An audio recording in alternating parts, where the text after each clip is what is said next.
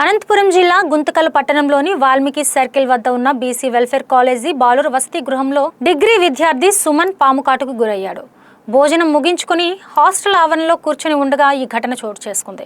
గమనించిన తోటి విద్యార్థులు వెంటనే అతడిని స్థానిక ప్రైవేట్ ఆసుపత్రికి తరలించగా ప్రస్తుతం వైద్యులు చికిత్స అందిస్తున్నారు. హాస్టల్ పరిసరాలు అపరిశుభ్రంగా మారడం వల్లే ఈ పరిస్థితి ఏర్పడిందని, సరైన వసతులు కల్పించడంతో పాటు ప్రభుత్వ భవనాన్ని కేటాయించాలని వారు డిమాండ్ చేస్తూ విద్యార్థి సంఘాల నాయకులు జాతీయ రహదారిపై బైఠాయించి ఆందోళన చేపట్టారు.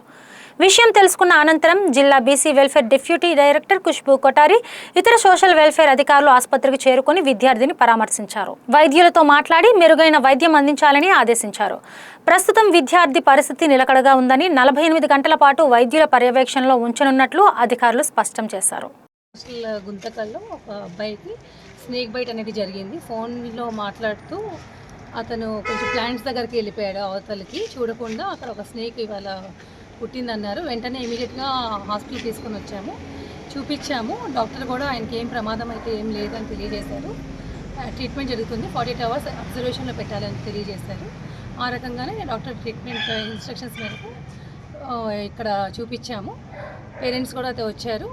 అంత జాగ్రత్తగా బాగున్నాడు బాబు, కూడా మాట్లాడాము, ఇబ్బంది ఏం లేదని తెలియజేశారు. స్టూడెంట్తో మాట్లాడితే ఆయన ఫోన్ చూసుకుంటూ బయటికి వెళ్ళాడంట. ప్లాంట్స్ దగ్గరికి ఎక్కడో ఒక మూలన వెళ్ళిపోయాడు.